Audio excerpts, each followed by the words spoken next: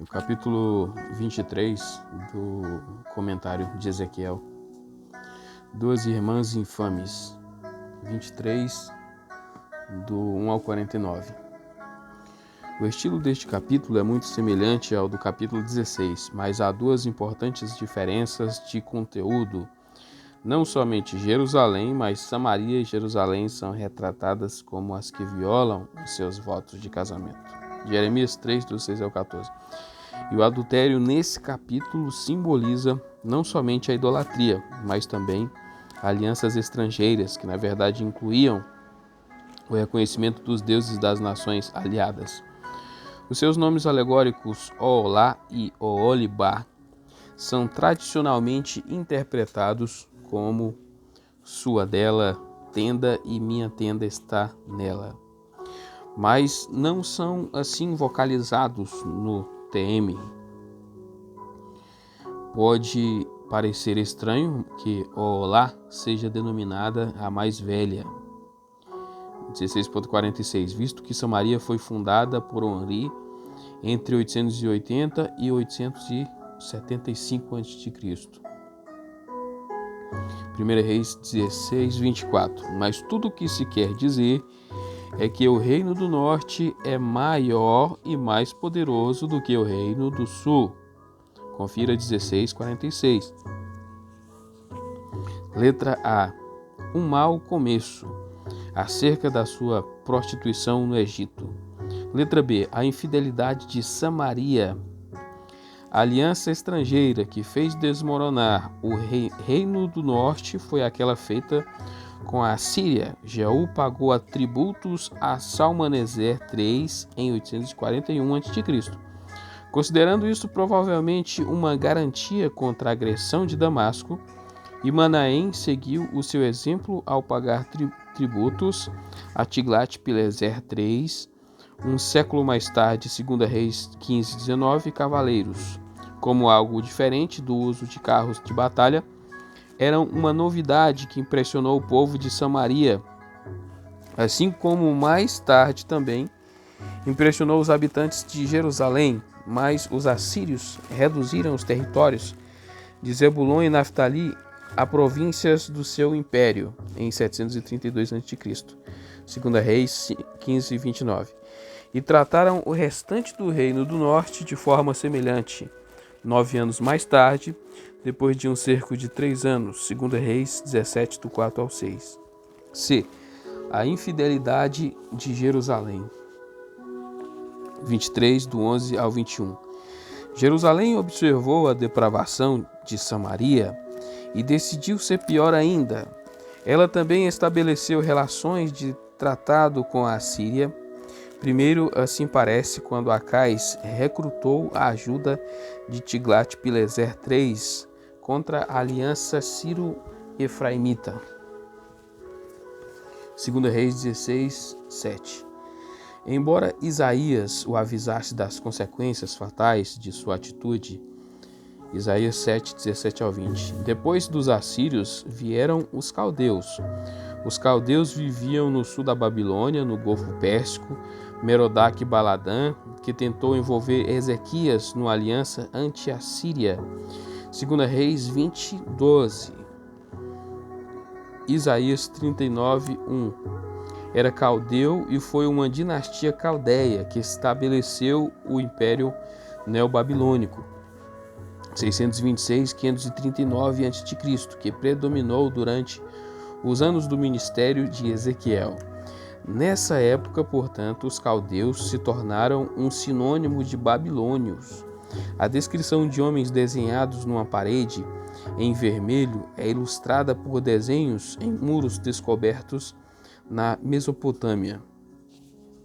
Jerusalém estabeleceu relações de tratado com a Babilônia quando Nabucodonosor II impôs tributos a Joaquim, 2 Reis 24:1. Aí ela se entregou aos agrados do Egito e se rebelou contra a Babilônia.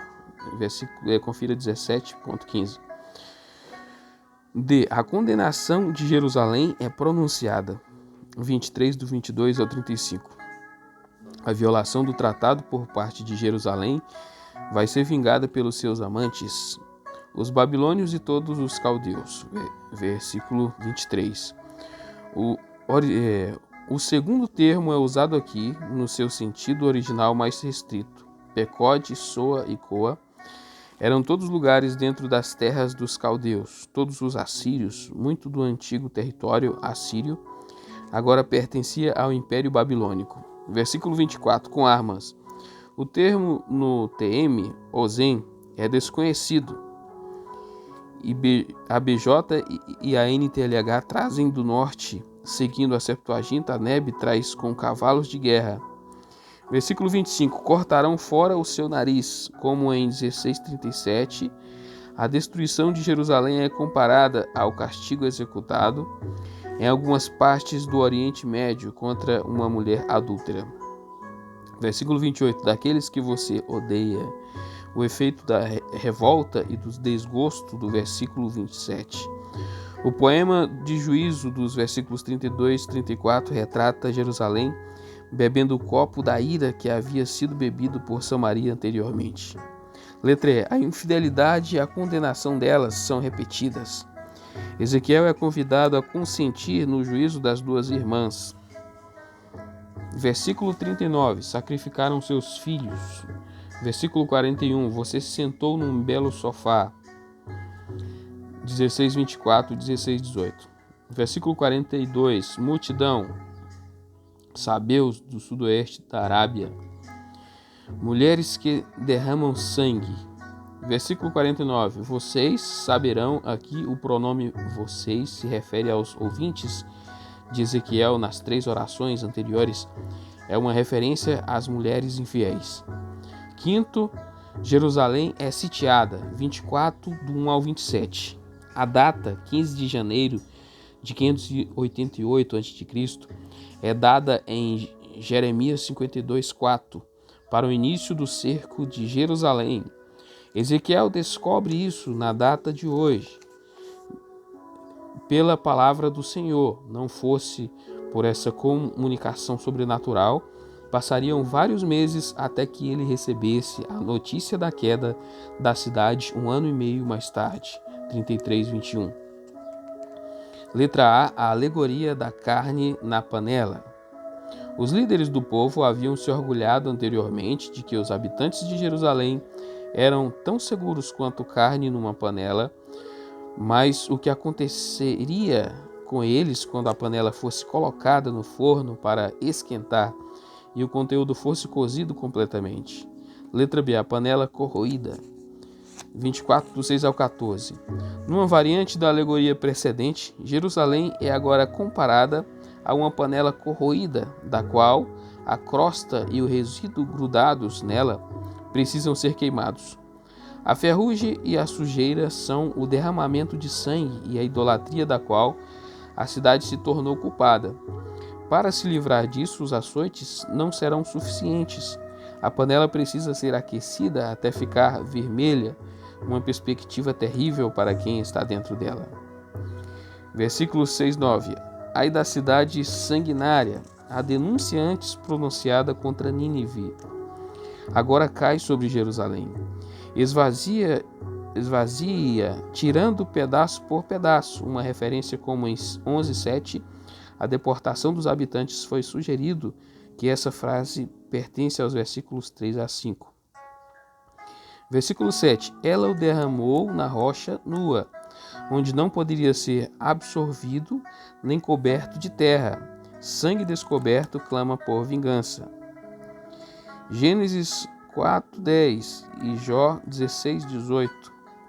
Isaías 26:21. Versículo 10. Misturando os tempos. G.R. Driver faz uma tentativa de emenda com cozine o ensopado. 11.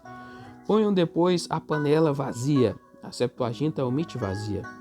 A carne cozida é queimada até virar cinza pela fúria do fogo, e a crescida das outras incrustações precisa ser completamente purificada pelo fogo.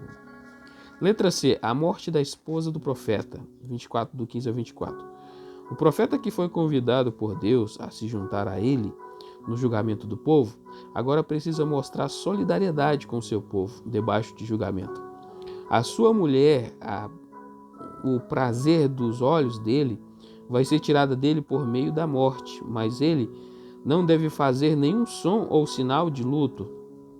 Os seus vizinhos lhe perguntarão por que ele está agindo de forma tão estranha, e ele vai lhes contar: quando o dia da desolação de Jerusalém vier, quando o templo, o prazer dos olhos dela, for destruído e os seus filhos forem mortos dentro dele, o golpe vai ser tão inimaginavelmente aterrador que não vai poder ser expresso por nenhum dos símbolos de aflição.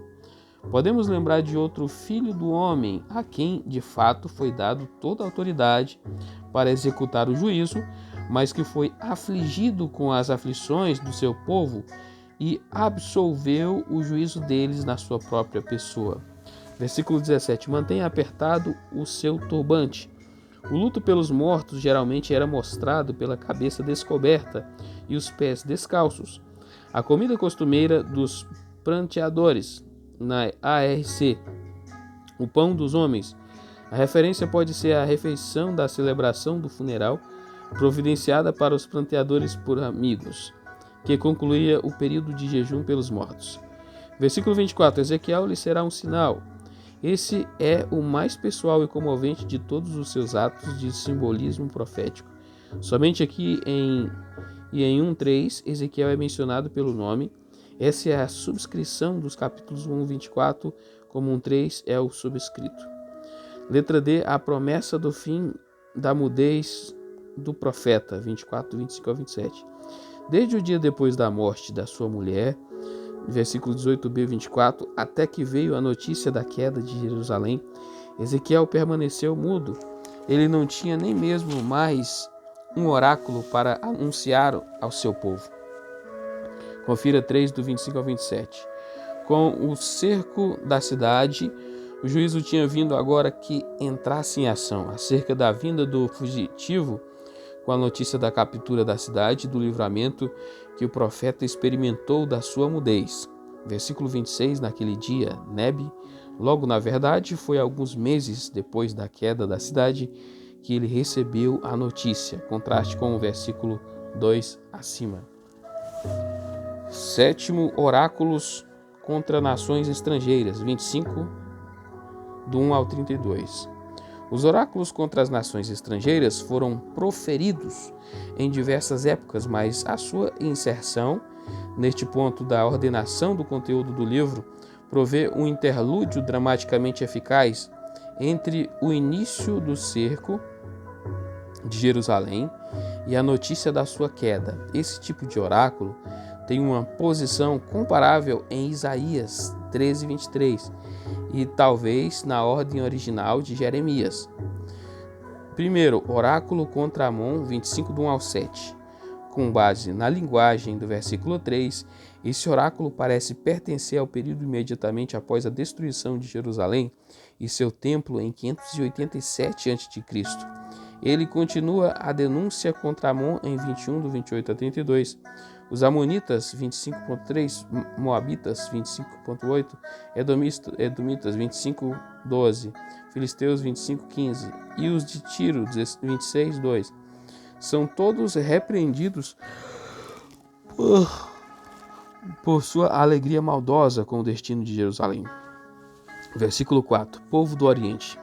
Os beduínos do deserto da Síria. Versículo 5. Rabá, a capital amonita. Versículo 7, vocês saberão que eu sou o Senhor como as outras nações. Versículo 11, 17. Os amonitas imaginavam que o colapso da monarquia de Judá significava o eclipse do Deus de Israel. Eles seriam obrigados a reconhecer o poder dele. Número 2, oráculo contra Moabe, 25, do 8 a 11. Os moabitas, nação irmã dos amonitas, Gênesis 19, 37 e 38. Compartilhariam do seu castigo, Jeremias 27:3, Sofonias 2, do 8 ao 9. De acordo com Joséfo, Moabe e Amon foram conquistados por Nabucodonosor em 583 a.C. Versículo 8. Moabe e Seir. Assim, o TM, a Septuaginta, omite e Seir, Edom 2,14, versículo 9, o flanco de Moabe, a sua fronteira setentrional, protegida pelas 3 cidades mencionadas, por suas cidades fronteiriças, Neb, de um extremo até o outro. Número 3, oráculo contra Edom, 25 do 12 ao 14. Entre todos os vizinhos de Judá, foram os edomitas que agiram de forma mais cruel na época de sua queda, ocupando todas as encruzilhadas e estradas transversais para impedir a retirada de seus fugitivos, e são por isso condenados mais severamente. Outra denúncia contra Edom aparece em 35, do 1 ao 15. Versículo 13, desde Temã até Dedã, de norte a sul do território de Edom. Versículo 14, pelas mãos de Israel, o meu povo, a pressão dos árabes nabateus empurrou os edomitas do seu território original para o Negueb no oeste, onde eles foram dominados e judaizados por João Hircano, 134 a 100 a.C. Número 4, oráculo contra a Filístia, 25 do 15 ao 17. Os filisteus ocuparam parte do território de Judá que Nabucodonosor lhes deu. Versículo 16, estou a ponto de estender meu braço contra os filisteus. Jeremias 47, Zacarias 9, do 5 ao 7. Eliminarei os queretitas, um jogo de palavras em hebraico, eliminar, cortar, e queretitas têm raízes idênticas. Acerca de queretitas cretenses como sinônimo de filisteus. Sofonias 2,5 e também 2 Samuel 8,18, em que os queretitas e peletitas, uma forma variante dos filisteus, formavam a guarda pessoal de Davi. Número 5, oráculos contra Tiro, 26:1 e 28:19. Tiro, o maior porto marítimo dos fenícios, com um ancoradouro em terra no continente e outro na sua ilha fortaleza quase impenetrável, havia reconhecido a suzerania da Babilônia depois da vitória de Nabucodonosor em Carquemes, 605 a.C. Porém, mais tarde, 594 a 3 a.C., se aliou a nações vizinhas para conspirar contra esse jugo. Jeremias 27:3. De acordo com os historiadores Meneandro e Filostrato, citados por Joséfo, Apion e 156, Nabucodonosor cercou Tiro durante 13 anos, 585 a 572 a.C. Confira Ezequiel 29:18, que ele estabeleceu um tipo de autoridade sobre Tiro. Deduz-se da menção de um alto comissário babilônico para Tiro, ao lado do seu rei nativo, numa inscrição de 564/3 a.C. Letra A. A queda da cidade é predita, 26, do 1 ao 21. Nessa série de 4 oráculos, profecias específicas de prejuízos a serem causados por Nabucodonosor, do 7 a 11, são intercaladas com as ameaças mais gerais de destruição total por Alexandre o Grande depois de um cerco de 7 meses em 332 a.C. Versículo 1. No primeiro dia do mês, o mês não é especificado se com alguma fundamentação na Septuaginta, lermos primeiro mês. Assim, a Neb, a data é 23 de abril de 587 a.C., mas o versículo 2 pode indicar uma data após a captura de Jerusalém, 3 ou 4 meses mais tarde.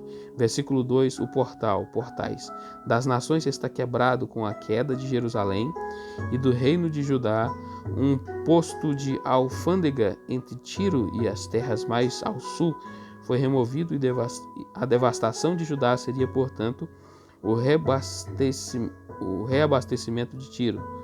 A formulação dos versículos 3 a 6, que talvez seja uma duplicação posterior do oráculo dos versículos 7 a 14, se refere à destruição da ilha fortaleza de Tiro, que Nabucodonosor não conseguiu realizar.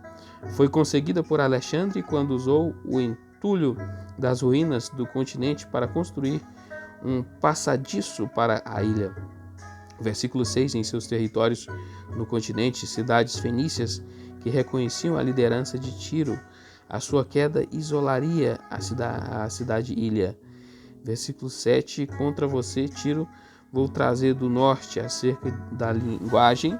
Jeremias 1, 13 a 15.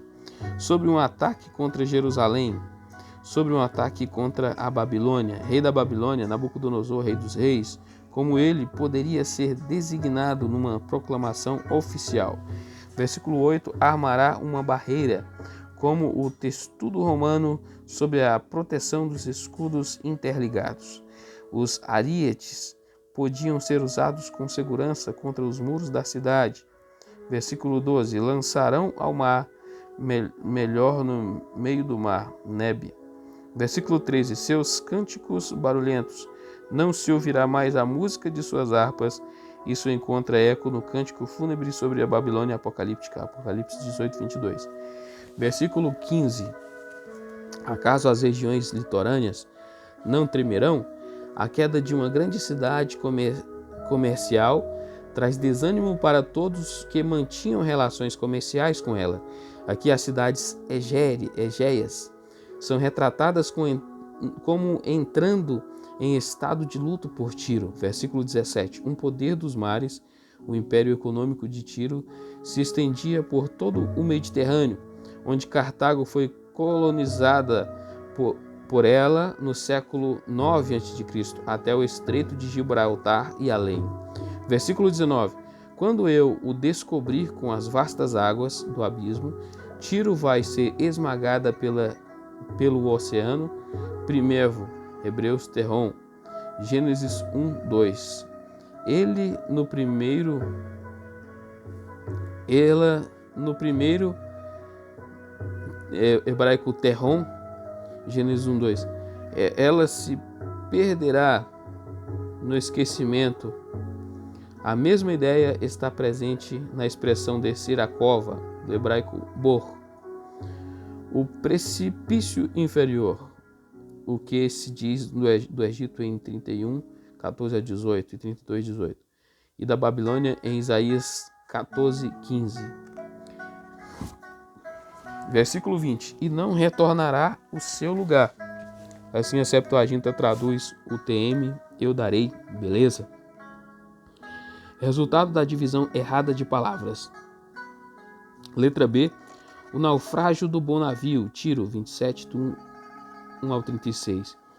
Nesse lamento, a ilha de Tiro é retratada como um garboso navio mercante que vai a pique com a tripulação e o carregamento. Os versículos 4 e 7 descrevem sua construção e os versículos 8 ao 10 sua tripulação, seus artífices, marinheiros e mercadores. Versículo 3, entrada. Talvez uma referência aos dois ancoradouros de Tiro. Você diz, minha beleza é. Talvez seria melhor ler, você é um navio. Hebraico oni, navio, no lugar de oni, eu. Versículo 4, seu domínio, aqui usado com referência aos lados do navio. Senir, nome amorreu para Hermon. 6, Chipre, Quitim, originariamente o nome da cidade no sul de Chipre chamada Kition. Versículo 7, Elizar, Alachia, uma cidade na costa leste de Chipre, atual em Comi. Tanto Elizar quanto Quitim são mencionados como filhos de Javã em Gênesis 10, 4. Versículo 8, 9, Sidom, Arvade, Gebal, Biblos, cidades fenícias que supriam a tripulação dos navios. Versículo 8, persas lídios, homens de Fute. Os últimos dois parecem ter sido povos líbios. Gênesis 10, 6 ao 13. E assim provavelmente também era o primeiro, o texto da Elberfelder, em alemão, traz paras ou faras. E é preferível a maioria das versões que traz Pérsia, versículo 11, Elec, Nebe, Cilícia, Confira Assírio e Lacu, Gamad, de identificação incerta, talvez deva ser localizada no norte da Síria. A Neb inclui os versículos 10 e 11 na estrutura poética dos versículos 3b. Os versículos 12 a 25 constituem uma inserção em prosa no cântico fúnebre, dão informação valiosa acerca do comércio no Mediterrâneo no século 6 a.C. Versículo 12, Tarsis, o porto fenício de Tartesso, no sul da Espanha. Javã, versículo 13, Javã, originariamente Jônia, as colônias gregas no oeste da Ásia Menor. Tubal e Meseque, em geral, andam juntos. No Antigo Testamento, confira 32 a 26 e 38:2, como nos registros assírios, Tabali e Muscu, e em Heródoto, Moscói e Tibarenói. Tubal era um termo abrangente para denotar os estados neohititas do leste da Ásia Menor. Meseque correspondia em termos gerais à Frígia. Escravos, Apocalipse 18:13. Versículo 14, Bet Togarma, 38:6. O assírio Til-Garimu, no nordeste da Ásia Menor, tradicionalmente identificado com a Armênia. Versículo 15, Rhodes, assim traz a Septuaginta no lugar do termo do TM Dedan. A oscilação das letras iniciais de Dodanim, Gênesis 10:4 e Rodanim, 1 Crônicas 1:7. Os habitantes de Rhodes agiam como intermediários, como também faziam os homens de Arã. Dou nota de rodapé da NVI com relação às mercadorias aqui associadas com o seu nome. Versículo 17, Judá e Israel nos dias de Salomão, 1 Reis 5:11, como nos do velho rei Agripa, Atos 12:20. Tiro e outras cidades fenícias dependiam da Galileia, especialmente com relação ao trigo e outros produtos agrícolas. De minite, o significado do hebraico minite, azeite, e panag, confeitos, primeiros figos, é incerto. Versículo 18, Elbon, a noroeste de Damasco, ainda um centro de cultivo de uvas. Landizar, uma região em que pastavam ovelhas, a noroeste de Damasco. Versículo 19, Dan e Javã, TM, Vedan e Javã e RV. Na TM é Vedan e Javã e também na RV. É ininteligível. A R. Millard, seguindo pela Neb, sugeriu itonéis de vinho, assim a NTLH. Uzal, Isala, Neb, entre Arã e Tigre, região famosa por seu vinho. Versículo 20, Dedan, no noroeste da Arábia. Versículo 21 e 22, Quedar, preto, a terra das tendas pretas, ficava no norte da Arábia. E Sabá e Raamá, no sul da Arábia, por onde passavam as rotas comerciais de especiarias da Índia. Versículo 23, Cane, local não identificado. Éden, ao sul de Arã. Amós 1:5, Bet-Éden. O TM acrescenta os comerciantes de Sabá, seguido aqui pela NVI. Quilmad é melhor ler com a Neb, toda a média. Versículo 25, navios de Tarsis, um termo genérico para grandes navios mercantes, transportam os seus bens. TM são suas caravanas com cordéis retorcidos e de nós firmes. Versículo 24, ou com cordas franzidas e retorcidas. O cântico fúnebre é retomado no versículo 25b, a NVI já o retoma no versículo 25a. Versículo 26, o vento oriental que soprando do continente é uma referência ao ataque dos babilônios. Versículo 28, as praias tremerão, os barcos que se afastavam do navio em apuros após resgatar homens, balançavam e tremiam à medida que os remadores se cansavam sob as ordens dos seus oficiais. Confira S. Smith, o navio Tiro. Versículo 29. Os marinheiros ficarão na praia, talvez no Egito. Confira S. Smith. Versículo 30. Rolarão na cinza, vão se aspergir com cinzas. Versículo 32. Quando estiverem pranteando, erguerão este lamento. Os versículos 32b e 34 formam um cântico fúnebre, incluído no cântico fúnebre principal dos versículos 3b, 11 e 25b. O cântico possivelmente é cantado por aqueles que escaparam do naufrágio. Versículo 35. Os seus rostos estão desfigurados de medo. Na neve o seu cabelo está em pé, apesar da pontuação da NVI. O versículo 36 pode ser o resumo feito pelo profeta. O versículo 36a antevê 28:19, enquanto o versículo 36b repete 26.21. C. A ruína do governante de Tiro, 28, do 1 ao 19. Essa seção compreende dois oráculos contra o governante de Tiro como personificação do estado-ilha no primeiro, versículo 1 ao 10. Ele é designado governante, no hebraico Najid. No segundo, versículo 11-19, rei é Meleque. O governante de Tiro nessa época era Etbaal II. Uma pessoa com o mesmo nome é mencionada como pai de Jezabel em 1 Reis 16:31. Como muitos outros reis do Oriente Médio na antiguidade, ele era considerado uma manifestação da deidade. Versículo 2. Sou um Deus, ou eu sou El, o líder do panteão cananeu, no trono de um Deus no coração dos mares. A ilha de Tiro é aqui retratada de forma singular como o local da habitação da deidade, contraste com o versículo 14. Versículo 3.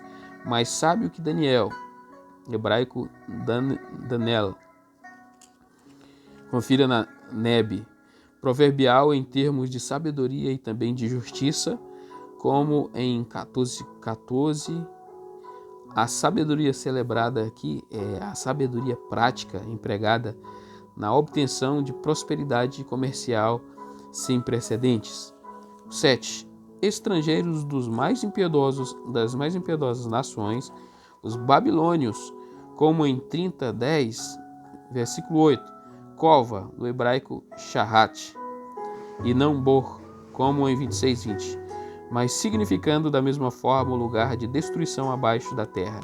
Salmo 16:10. A ilha fortaleza do rei vai se transformar no seu túmulo. Versículo 10. A morte dos incircuncisos, uma morte vergonhosa.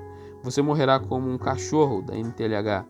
Os fenícios e os egípcios, 32:19, praticavam a circuncisão, mas a circuncisão deles, de certa forma, seria considerada incircuncisão. Ambos cairiam diante dos incircuncisos babilônios. No segundo oráculo, a queda do rei de Tiro é descrita em termos de expulsão de homem primitivo do paraíso. De acordo com uma versão fenícia da história do Éden, segundo essa versão, o homem primitivo é coroado e adornado regiamente, como o despido Adão de Gênesis 1:26-28. O verdadeiro protótipo do rei foi Adão, o vice-regente de Deus, com o seu domínio sobre o mundo. H.L. Ellison, The Centrality of the Messianic Idea for the Oth, 1953, página 14. Na história fenícia, como em sua contraparte hebraica, o pecado fundamental do homem era o orgulho, pelo qual ele foi expulso do Éden pelo querubim que o guardava. Gênesis 3:24. E consumido pelo fogo. Versículo 18, um aspecto ausente na narrativa hebraica. Esse texto contribuiu com alguns detalhes para o retrato tradicional da queda de Satanás. Versículo 12. O modelo da perfeição acerca dessa metáfora, Jeremias 22, 24, Ageu 2, 23, a Nebe difere: você colocou o selo da perfeição, cheio de sabedoria acerca da sabedoria do primeiro homem. Jó 15, 7 e 8, versículo 13. Todas as pedras preciosas, as 9 joias citadas no TM, aparecem no peitoral do sumo sacerdote. Êxodos 28, do 17 ao 20. A Septuaginta lista aqui todas as 12. O governante de Tiro, como o homem primitivo, era sacerdote e rei, ungido como um querubim guardião. Nebe, um querubim altivo, como um guardião. A Septuaginta omite os 2 adjetivos no Monte Santo. Os fenícios consideravam o Monte Zafon, no norte da Síria, como a casa dos deuses, como o Olimpo, na Grécia. Isaías 14, 13. No ponto mais elevado do Monte Santo, as pedras fulgurantes, expressão interpretada de diversas maneiras, mas a explicação de David Kimhi de que eram pedras preciosas, o material de decoração do palácio do rei sacerdote, e tão razoável quanto qualquer outra. Por meio de seu amplo comércio, a prosperidade comercial de Tiro induziu a arrogância, que é aqui reproduzida como o pecado do primeiro homem. Os versículos 16 a 18 combinam aspectos da analogia do paraíso com os da situação histórica. Versículo 18: você profanou seus santuários ao consagrar dentro deles tesouros obtidos com violência e injustiça. Versículo 19: chegou o seu fim. Grupos de oráculos contra Tiro é concluído com esse refrão. Então aqui finaliza o capítulo 27 e o resto já vai falar do capítulo 28 em diante. Eu já faço um vídeo falando do capítulo 28.